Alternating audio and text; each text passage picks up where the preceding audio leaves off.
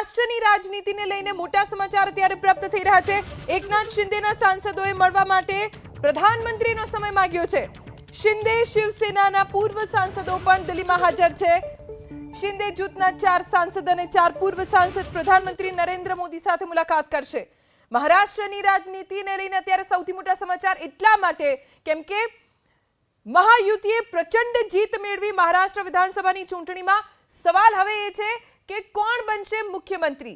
ચર્ચા એવી પણ છે કે એકનાથ શિંદે નારાજ ચાલી રહ્યા છે અને તમામની વચ્ચે એકનાથ શિંદેના સાંસદોએ પ્રધાનમંત્રીને મળવા માટેનો સમય માંગ્યો।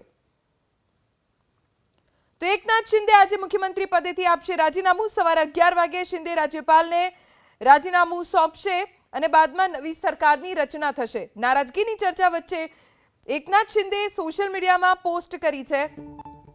એક તરફ ચર્ચા એ થઈ રહી છે કે હવે મહારાષ્ટ્રમાં મુખ્યમંત્રી કોણ હશે, ત્યારે એકનાથ શિંદે હવે મુખ્યમંત્રી પદેથી રાજીનામું આપશે। સવારે 11 વાગે તેઓ રાજ્યપાલને મળીને પોતાનું રાજીનામું સોંપશે। એક તરફ નારાજગીની ચર્ચાઓ પણ થઈ રહી છે કે એકનાથ શિંદે નારાજ છે। જ્યારે પરિણામોની વાત હતી ત્યારે જ શિંદે કહી દીધું હતું કે જરૂરી નથી કે જેની પાસે સૌથી વધારે બેઠક હોય એ જ મુખ્યમંત્રી બને।